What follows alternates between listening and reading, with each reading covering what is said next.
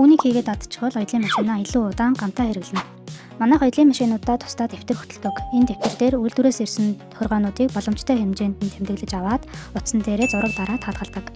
Дараа нь юу тэмдэглэх вэ гэвэл нэгдүгээрт цэвэрлэгээ хийсэн огноогоо тэмдэглэдэг. Хизээ цэвэрлэгээ хийснээ тэмдэглэнэ. Хоёрдугаарт тос сольсон өдрөө тэмдэглэнэ. Гуравдугаарт зүү сольсон бол номероо тэмдэглэнэ.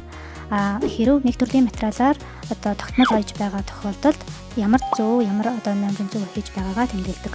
Дөрөвдүгээрт уулны дараалтын тохиолгоо тэмдэглэнэ. Жишээ нь шифон материал дээр манайх болохоор болтныхаа зураасаар тэд дээр 8 дээр гэдэг ч юм уу тэмдэглээд битээд тавьчих та. Тэгэхээр дараагийн удаа шифон материал дээр оёхдоо уулны дараалт буюу фут пресээ яаж тохируулах вэ гэдгээ ингээд шууд тэмдэг дээрээс хараад тохируулчихна гэсэн үг. За 5-дугаарт засварчин тохиолгоо хийсэн бол энэ тухайгаар бас тэмдэглэжнэ. Оёдол хийдэг хүнд оёдлын машин хамгийн чухал зүйл байдаг.